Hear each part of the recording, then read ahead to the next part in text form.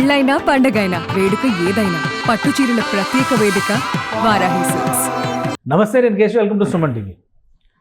Telangana film development corporation chairman Dil Raju గారు ఆసక్తికరమైనటువంటి comments చేశారు. ముఖ్యంగా సినిమా పరిశ్రమని రాజకీయాల్లోకి లాగొద్దంటూ ఆయన చేసిన కామెంట్స్లోనే రాజకీయం ఉందనేటువంటి విమర్శలు కూడా సోషల్ మీడియాలో వైరల్ అవుతున్నాయి. అసలు ఏం జరిగింది? దిల్ రాజు పొలిటికల్ అంశాలపైన రియాక్ట్ అవ్వడానికి కారణం ఏంటి? విశ్లేషించే ప్రయత్నం చేద్దాం. మనతో పాటు సీనియర్ జర్నలిస్ట్, ఫిలిం క్రిటిక్ ప్రభు గారు ఉన్నారు. ప్రభు గారు నమస్కారం. నమస్తే. దిల్ రాజు గారు చేసినటువంటి ట్వీట్ ఫిలిం డెవలప్మెంట్ కార్పొరేషన్ తరఫున ఆసక్తికరంగా ఉంది. ముఖ్యంగా నేరుగా కేటీఆర్ గారిని ఉద్దేశించి ఆయన పేరు పెట్టి మరి మీరు రాజకీయాలు చేస్తున్నారు, దీని పర్యవసానాలు ఇండస్ట్రీ మీద పడుతున్నాయి అన్నారు. ఏంటి అసలు ఏం జరిగింది? కేటీఆర్ గారు ఏం చేశారు? ఇండస్ట్రీ దానికి ఇబ్బంది పడాల్సిన పరిస్థితి ఏమొచ్చింది? ఏంటంటే ఇప్పుడు మన సంధ్యా థియేటర్ సంఘటన, ఆ నేపథ్యంలో ఎలాంటి రప్చర్ జరుగుతుందో, ఎలాంటి ఇది జరుగుతుందో అందరికీ తెలిసిందే. అది చాలా పెద్ద ఇష్యూగా తయారైనటువంటి విషయం అందరికీ తెలిసిందే. అయితే దానికంటే ముందు అల్లు అర్జున్ ఆ మీటింగ్లో ఒక సక్సెస్ మీట్లో మాట్లాడుతూ ముఖ్యమంత్రి పేరు మర్చిపోయాడు, రేవంత్ రెడ్డి పేరు ఉచ్చరించడం మర్చిపోయాడు అనేటువంటిది ఒకటే బయలుదేరింది బాగా. అలా మర్చిపోయినందుకే కక్షగట్టి ఈ విషయాన్ని ఇంత దూరం తీసుకెళ్తున్నారనేటువంటి వ్యాఖ్యానాలు కేటీఆర్ చేయటం జరిగింది. ఆ కేటీఆర్ చేసిన దాని మీదట దాన్ని మీరు ఎందుకు ఖండించలేదు? అంత చిన్న స్వల్ప విషయానికి నేను స్పందించే మనిషిన, వాటన్నిటికీ ఐఎమ్ అబోవ్, ఇలాంటి చిన్న చిన్న వాటన్నిటికీ నేను పట్టించుకునే వ్యక్తిని కాదు అనేటువంటిది పట్టించుకోను. కానీ మీరెవరు ఆ విషయాన్ని ఎవరు ఎందుకు ఖండించలేదని చెప్పి సీఎం సీరియస్ అయినటువంటి మాట వాస్తవం. ఓకే, దానికి సరైనటువంటి సమాధానం ఇండస్ట్రీ నుంచి ఎవరు ఇవ్వలేదు. మీరు ఎందుకు ఖండించలేదు అన్న దాని మీద ఆ ఖండననే ఇప్పుడు దిల్ రాజు గారి ట్వీట్ రూపంలో బయటకు వచ్చింది. ఎందుకంటే అసలే ఇప్పుడు ప్రస్తుతం ఇండస్ట్రీ చాలా క్లిష్ట పరిస్థితుల్లో ఉంది, దేశం నుంచి క్లిష్ట పరిస్థితుల్లో ఉందన్నట్టుగా నూతన్ ప్రసాద్ డైలాగ్ లాగా ఇప్పుడు ఇండస్ట్రీ క్లిష్ట పరిస్థితుల్లో ఉంది. కాబట్టి ఇలాంటి పరిస్థితుల్లో మళ్ళీ రాజకీయాలు కూడా వాళ్ళు వీళ్ళని ఎక్కదోసి వీళ్ళు వాళ్ళని ఎక్కదోసి అసలు ఎంత అంటే అనారోగ్యకరమైన షేప్ తీసుకుంటుందంటే ఇప్పుడు ఉన్నటువంటి పరిస్థితుల్లో ఆంధ్ర తెలంగాణ అని కూడా మాట్లాడుకునే దౌర్భాగ్య పరిస్థితి ఏర్పడింది. ఒకటి ఇండస్ట్రీ అంతా ఇక్కడ నుంచి వెళ్ళిపోద్దని చెప్పి డిబేట్లు పెట్టారు కొన్ని ఛానల్స్లో. మీరు పోండిరా ఆంధ్ర వాళ్ళంతా ఆంధ్రాకి వెళ్ళిపోండిరా అని చెప్పేసి కొంతమంది మంత్రులు స్థాయి వ్యక్తులే ఎమ్మెల్యే స్థాయి వ్యక్తులు డైరెక్ట్గా బహిరంగంగా వాళ్ళు మాట్లాడటం జరిగింది. ఆంధ్ర వాళ్ళు లేకపోతే హైదరాబాద్ ఎక్కడ ఉందిరా అని చెప్పి అక్కడ కొంతమంది వాగటం జరిగింది.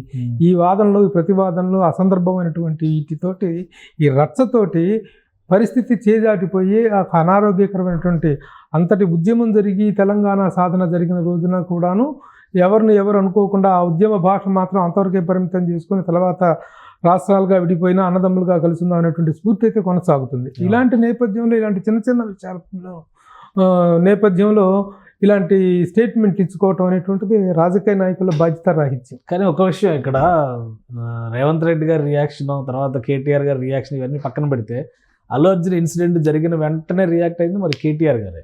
అవును, దాని మీద ఎవరో ఏం మాట్లాడాలి. ఇన్సిడెంట్కి సంబంధించి ఆయన అరెస్ట్ చేయడం, ముఖ్యంగా అరెస్ట్ చేసినటువంటి మరుక్షణంలో కేటీఆర్ పెట్టిన ట్వీట్ ఒక విధంగా రాజకీయంగా రెచ్చగొట్టేట్టుగా ఉంది అనేటువంటి అభిప్రాయం ఉంది. ఇంకోవైపు అల్లు అర్జున్కి మద్దతుగా ఉంది అని. అలాంటప్పుడు ఇప్పుడు దిల్ రాజు గారు చేసినటువంటి ట్వీట్ దేనికి సమాధానం అనుకోవాలి? ఇది ఇండస్ట్రీ పెద్దలందరూ, ఎందుకంటే రేవంత్ రెడ్డి గారు ఇండస్ట్రీని పిలుస్తుందే ఆ అంశం మీద మాట్లాడతారని, అది తప్ప అన్ని మాట్లాడారు, ఆ ఒక్కటే తప్ప. అవును, ఇందులో రాజకీయం రేవంత్ రెడ్డి గారు చేశారా, కేటీఆర్ గారు చేశారా అనే సందేహం అయితే జనానికి కూడా వస్తుంది. ఇప్పుడు దిల్ రాజు గారు రాజకీయ పాత్ర పోషిస్తున్నారా? ఎవరు రాజకీయాలు చేసినా, ఎవరి రాజకీయ ప్రయోజనాలను ఆశించి స్టేట్మెంట్లు ఇచ్చినా మధ్యలో నలిగిపోతుంది మాత్రం సినిమా ఇండస్ట్రీ.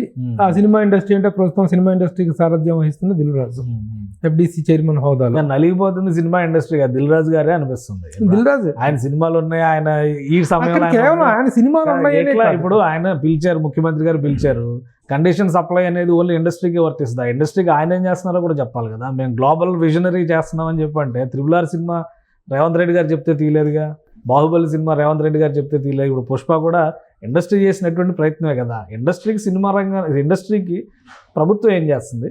ప్రభుత్వం ఇండస్ట్రీ కోసం ఇలా నిలబడుతుంది కాబట్టి ఇండస్ట్రీ ఆ హుందాతనాన్ని కాపాడాలి అనేటువంటి ఒక మెసేజ్ ఇస్తే అర్థం ఉంటుంది. కానీ ఒట్టిగా పిలిచి వాళ్ళ చేత క్షమాపణలు చెప్పించుకున్నారు. లాస్ట్ టైం జగన్మోహన్ రెడ్డి గారు ఏం చేశారు, ఇప్పుడు రేవంత్ రెడ్డి గారు అదే చేశారని కూడా విపరీతంగా ట్రోల్ అవుతున్నాయి. అన్నిటికీ సమాధానం చెప్పలేరు కదా. కేటీఆర్ గారు మాట్లాడారు కాబట్టి ఇప్పుడు కేటీఆర్ గారిని కౌంటర్ చేస్తున్నట్టుగా ఉంది. అంతే అనుకోవాలి. అలాగే జరుగుతుంది. కానీ ఇదంతా కూడాను అటు నుంచి వాళ్ళు మాట్లాడినా వీళ్ళు మాట్లాడినా రప్చర్ అనేటువంటి జరుగుతుంది. జరిగిన సంధ్యా సంఘటన అనేటువంటిది ఒక దురదృష్టకర సంఘటన అయితే దాని మీద జరిగినటువంటి వాదోపవాదాలు, దానికి పరిష్కారంగా దానికి నేపథ్యంలో ముఖ్యమంత్రి మీటింగ్ పెట్టారు, అమెరికా నుంచి దిల్రాజు రాగానే మీటింగ్ పెట్టారు అనుకుంటే ఆ విషయం ఈ ప్రస్తావనకు రాకుండా కేవలం industry globalisation, Telugu global cinema ఇండస్ట్రీని అంతర్జాతీయ స్థాయికి తీసుకెళ్ళనేటువంటి మాట్లాడటంతో ఒక అసంతృప్తికరమైనటువంటి మీటింగ్ గానే మిగిలిపోయింది. అది ఇప్పుడు దిల్ రాజు గారు చీకట్లో యుద్ధం చేస్తున్నట్టు ఉంది. అలాగే ఉంది. ఇప్పుడు సమాధానాలు ఇవ్వలేని పరిస్థితుల్లో ముఖ్యమంత్రి రేవంత్ రెడ్డి గారి తరఫున వకాలతో తీసుకున్నట్టు ఉంది తప్పితే వాస్తవాలు మరి ముఖ్యమంత్రి తరఫున వకాలతో తీసుకోకపోతే ఈ రోజున ఎఫ్డీసీ చైర్మన్ అనేటువంటి ఒక బాధ్యతాయుతమైన పదవిలో ఉన్నప్పుడు ముఖ్యమంత్రి తరఫున వకాలతో తీసుకోకపోతే జరుగుతున్న పరిణామాలు జరగని అని చెప్పేసి రెచ్చగొట్టే పరిస్థితుల్లో ఆయన ఉండలేరు కదా. ఇండస్ట్రీ అనేటువంటిది, ఇండస్ట్రీలో బాధ్యతాయుతమైనటువంటి వ్యక్తి ఎవరైనా సరే ప్రభుత్వాలతో ఒక సామరస్యపూర్వకమైన వాతావరణంలో పనులు సాధించుకునేటువంటిది చూడాలి. ఇప్పుడు ఈయన 2 సినిమాలు ఉన్నాయా, ఇంకో 3 సినిమాలు మొత్తం డిస్ట్రిబ్యూషన్ అంతా ఈ సంక్రాంతి అంతా ఆయన మీదనే ఉంది, నో డౌట్ అబౌట్ దట్. ఈ సంక్రాంతి అంతా దిల్ రాజు మీదనే ఉంది. 2 సినిమాల నిర్మాత, ఒక సినిమా డిస్ట్రిబ్యూటరు అంతా పూర్తి స్థాయిలో ఉంది. కేవలం ఆ పనుల సాధన ఒకటే కాదు కదా, రేపటో ఇప్పుడు తీసుకునే నిర్ణయాలు ఇవి కాదు, రేపు ఉగాదిని ఒక 4 సినిమాలు వస్తాయి. ఆ సినిమాల విషయంలో కూడా ఒక సామరస్య ధోరణి ఉండాలి కదా. ఇప్పుడు దిల్ రాజు తన సినిమా నిర్మాతగా పక్కన పెట్టేసి ఎఫ్డీసీ అధ్యక్షుడు అనేటువంటి పాయింట్ ఆఫ్ వ్యూలో అది అదనపు భారం అవుతుందా దిల్ రాజు గారికి? డెఫినెట్ గా అదనపు భారమే. గతంలో కేటీఆర్ గారితో ఆ గవర్నమెంట్ తో కూడా సత్సంబంధాలు ఉన్నాయి. ఆయన బలగం సినిమా వాళ్ళ అమ్మాయి ప్రొడ్యూస్ చేస్తే కేటీఆర్ గారు ముఖ్య అతిథిగా వచ్చి మాట్లాడినటువంటి పరిస్థితి ఉంది.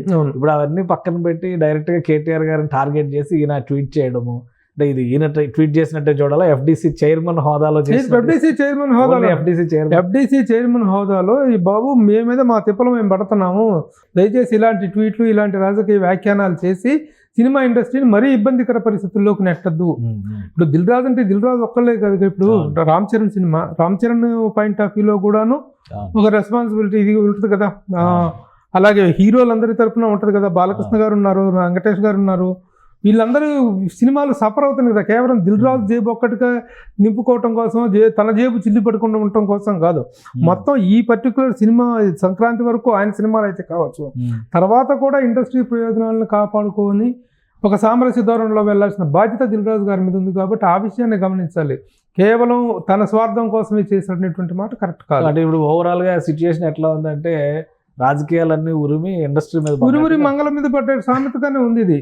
ఇప్పుడు ఏ సమస్య దేని తాలూకు పరిణామాలు, దేని తాలూకు ఎవరు ఎందుకు మాట్లాడుతున్నారు, ఎవరు ఎందుకు వ్యాఖ్యానాలు చేస్తున్నటువంటిది. అందుకే కాంగ్రెస్ ప్రభుత్వం మిగతా ఎమ్మెల్యేలు వాళ్ళందరూ కూడా ఇవ్వటం జరిగింది. మీరు ఎవరు బాధ్యత లేకుండా మాట్లాడరు, మీరందరూ ఈ విషయంలో కంట్రోల్ చేసుకోవాలి. అటు కానీ ఇక్కడ కానీ ఆంధ్రప్రదేశ్లో కానీ ఇక్కడ కానీ, ఆంధ్రప్రదేశ్లో కూడా కొన్ని మరీ దారుణం ఏంటంటే కొన్ని చీప్గా కొన్ని యూట్యూబ్ ఛానల్స్ ఎవడో దారిన పోయేవాడిని. యూట్యూబ్ ఛానల్స్ వేరు. ఇప్పుడు దాని ఆంధ్రప్రదేశ్లో ఒక పెద్ద ఉద్యమం నడుస్తుంది, సోషల్ మీడియా నెగిటివ్గా వాడద్దు, పాజిటివ్గా ఆలోచించండి. యూట్యూబ్ ఎవడి చిల్లర వేషాలు వాడు వేస్తాడు, కాదు బాధ్యతాయుతమైన వ్యక్తులు ఎలా రియాక్ట్ అయ్యారు అనేది ఇక్కడ ఇంపార్టెంట్. అవును, ఇప్పుడు ఈ ఇష్యూకి వచ్చేసరికి ప్రభుత్వం ఒకవైపు నిలబడుతుంది, విపక్షం చేస్తున్నటువంటి విమర్శలు ఇంకో వైపు ఉండే, మధ్యలో ఇండస్ట్రీ ఉంటుంది. ఇది లాంగ్ రన్ లో ఇండస్ట్రీకి లాభం చేకూర్చే అంశమా, నష్టం చేకూర్చే అంశమా? అది జరిగేటువంటి పరిణామాలను బట్టి ఉంటుంది. రేపటి రోజున ఈ 3 సినిమాల విషయంలో ప్రభుత్వం ఎలాంటి వైఖరి తీసుకోబోతుంది. నేను అసెంబ్లీలో ఆయన ఖరాఖండిగా చెప్పినప్పటికీ ముఖ్యమంత్రి గారు, నేను అట్టి పరిస్థితుల్లో బెనిఫిట్ షోలను కానీ టికెట్ రేట్ల పెంపులు కానీ అనుమతించను, నేను ముఖ్యమంత్రిగా ఉన్నంతకాలం అనేటువంటి మాట ఆయన అప్పటి సిచ్యువేషన్లో అప్పటి వేడిలో అన్నప్పటికీ ఆ వేడిని చల్లార్చుకొని ముఖ్యమంత్రి నిర్ణయాన్ని మనం తేలిగ్గా తీసుకోలేము. ఆయన దాని మీద అసెంబ్లీలో రాజకీయంగా మళ్ళీ విపక్షాలు తగులుకుంటాయి కదా, తగులుకుంటాయి. ఇప్పుడు ఏపీలో ఆల్రెడీ టికెట్ల ధరలు పెంచుకోవచ్చు అని జీవో ఇచ్చేసారు, బెనిఫిట్ షోలకు అవకాశం ఇచ్చారు. కానీ టికెట్ రేట్లు గ్లోబల్ స్టార్ ఈ సినిమాకి ఏమో గేమ్ చేంజర్ సినిమాకి ఏమో 600 రూపాయలు బెనిఫిట్ షో టికెట్, డాకు మహారాజ్కి 500 రూపాయలు బెనిఫిట్ షో టికెట్ పెట్టారు. రేట్లు పెంపు దీనిలో కూడా 175 రూపాయలు 135 రూపాయలు అలా ఒక రేషియో బడ్జెట్ని బట్టి డిసైడ్ చేశారు. ఇప్పుడు తెలంగాణలో ఉండే అవకాశం ఉందా? ఈ కీచులాట్లే సరిపోతున్నాయి. డేట్ దగ్గరకు వచ్చేస్తుంది, డెడ్ లైన్ వచ్చేస్తుంది దగ్గరికి. బట్ నేను అనుకోవటం మాత్రం రేవంత్ రెడ్డి గారు గతంలో ఈ సంధ్యా నేపథ్యంలో జరిగినటువంటి సంఘటన నేపథ్యంలో కానీ మరికొన్ని విషయాల నేపథ్యంలో కొంచెం హార్ష్గా ఉన్నప్పటికీ కూడాను సినిమా రిలీజ్ చేయడానికి ఆయన కూడా కొంచెం సానుకూలంగా మారుతారు అనేటువంటి ఆశాభావం అయితే ఉంది.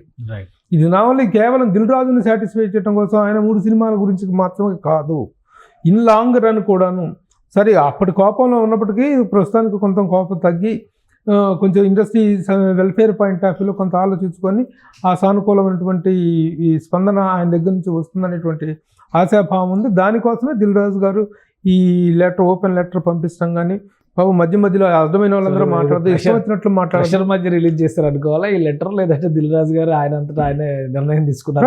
ప్రెజర్ ఉంది. ప్రెజర్ అంటే కేవలం ఏదో గవర్నమెంట్ ప్రెజర్ పెట్టిందని కాదు, గవర్నమెంట్ దగ్గర నుంచి ఒక పనిని సానుకూలంగా సాధించుకోవాలి అంటే మరి వస్తున్నటువంటి విమర్శలకు కూడాను ఒక సమాధానం చెప్పడం, వాటికి ఒక అడ్డుకట్టు వేయటం జరగాలి. కాబట్టి ఆయన ఆ ట్వీట్ ద్వారా ఆ లెటర్ రిలీజ్ చేయడం జరిగింది. అందుకు తగ్గట్టుగా ఒక సానుకూల ఫలితం వస్తుందని ఆశిస్తున్నాం. థ్యాంక్ యూ ప్రభు గారు విశ్లేషణ అందించినందుకు. ఇది తెలంగాణలో సినిమా పరిశ్రమని ముఖ్యంగా ప్రభుత్వం కఠిన నిర్ణయాలు తీసుకుంటున్నటువంటి సందర్భంలో కాపాడుకోవాలంటే రాజకీయాలకు దూరంగా ఉంచాలనేటువంటి కన్క్లూజన్ని ఎఫ్డీసీ చైర్మన్ దిల్ రాజు గారు ఇచ్చినట్టుగా భావించాల్సి ఉంటుంది. ఈ క్రమంలోనే ఆయన ఒక ట్వీట్ చేశారు, విపక్షాలు చేస్తున్నటువంటి విమర్శల వల్ల సినిమా పరిశ్రమకు చేటు తెచ్చే విధంగా ఉన్నాయనేటువంటి మాట. విపక్షాలే కాదు సార్, ఒక్క నిమిషం చెప్తున్నా, విపక్షాలే కాదు స్వపక్షంలో కూడా కాంగ్రెస్లో కూడాను కొంతమంది వ్యక్తులు బాధ్యతారహితంగా మాట్లాడటం అనేటువంటిది ఇండస్ట్రీ మీద ఎఫెక్ట్ కొడుతుంది.